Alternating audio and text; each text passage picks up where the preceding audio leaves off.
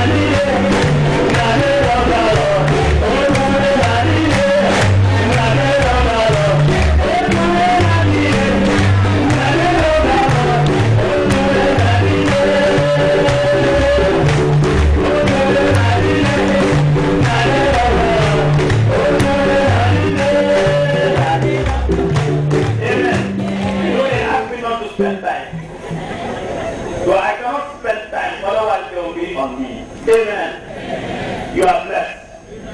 You are blessed. You are blessed. Amen. The man of God, Elijah, was in trouble. Just like any one of us. You could be in trouble, but he was a man of God. He had no water to drink, no food to eat. But he trusted in the Lord. And God was speaking to him. And he says, you just get up and go to sit down. See, when you listen to God, God speaks to you. God directs you.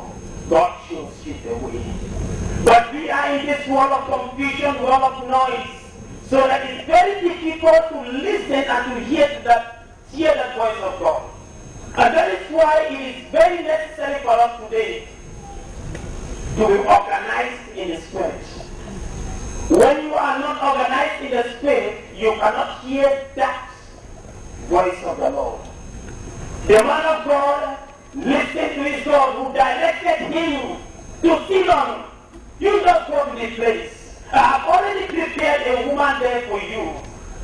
But look at that type of woman God has prepared for Elijah. A widow, poor person. If you poorer than Elijah, how can somebody who is poor take care of you? She has nothing to eat, nothing. And in fact, she was just trying to gather some firewood and then go to prepare this little that she had to eat with the son, and they will die. But this is the man, this is the widow, this is the person that was going to take care of the man of God. Sometimes you grumble, sometimes you say it's not, no, it's too much. There are 3 kids in your marriage. How are you going to feed them? How are you going to take care of them? Sometimes it's very difficult. And sometimes you just look at the outside and say, no, we can't do it. And you grumble at your own corner. But I want to tell you that this poor widow, we are told she was poor.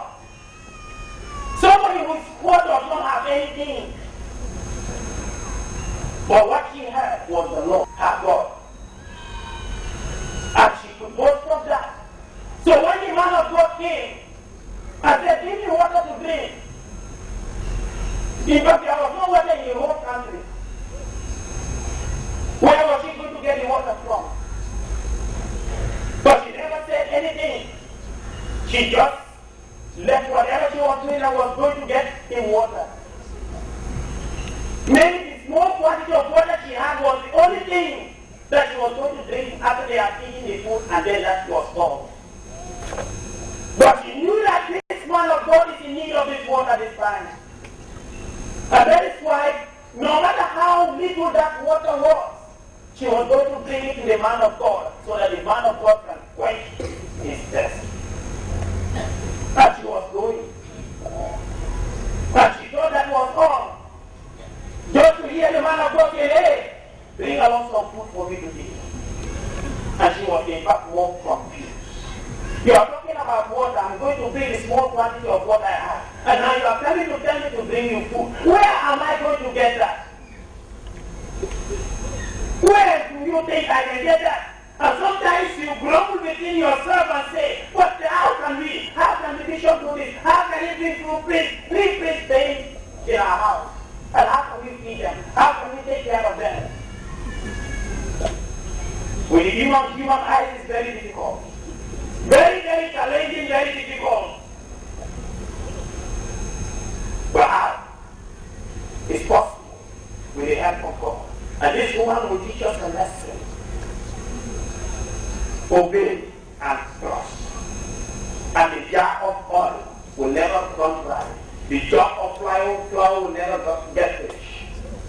When you obey and you trust in the Lord, it shall be well with you.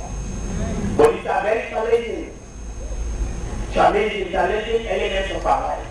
To obey. Sometimes it is against your will. But you are obliged to obey if you want the good to come your way. And what that which is against your will is very difficult to succumb to that. It's very difficult to subdue to that. But that is key to possessing that which God has for you in store.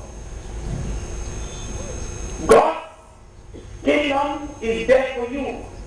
And so much blessing is there for you. The woman had little. With that little, she could share. Whatever else will have so much, are we ready to share with the others? You come to a Christian community, you could easily distinguish between the rich and the poor. But the Acts of the Apostle tells us you could not have distinguished the poor and the rich at the time. Because everybody brought in whatever he or she has. And then it is for the good of all. So you need to therefore obey. And you trust. To trust means you rely on the one who is able to make a difference in your life.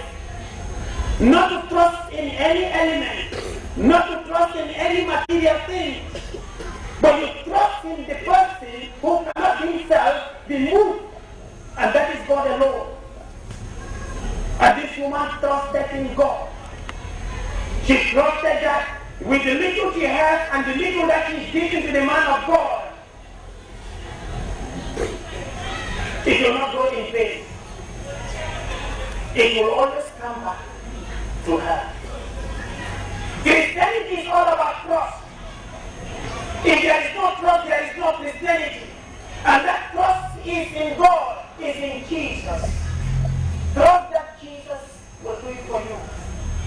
And when you trust that He will do it for you, indeed it will be as you will want it to be. And that is the God that we serve. A very wonderful God. All He needs is to trust. Trust in Him. And that is all. He lavishly blessed us. But we need to remind ourselves that whenever God blesses us, it's an opportunity for us to bless others. Remember the story of Abraham. Genesis chapter 12. You will be a blessing, and from you many nations will be blessed. So the blessing that God has given Abraham is not meant for him, it's not meant for him alone. It's meant for every other person. And that is the blessings that we are all sharing from. The blessing of fruitfulness, the blessing of our land, the blessing of everything of ours. That is what we have gotten from this man Abraham. If he had closed his arms, closed his heart, refusing to open and to share this blessing with us, we will not have been here. And that is why Scripture tells us He is our Father in faith. And that is the footstep that we must follow. Amen. Amen. Amen. So Abraham is an example. And we must follow the steps for us to discover the truth about our faith. Trust in God. Obey.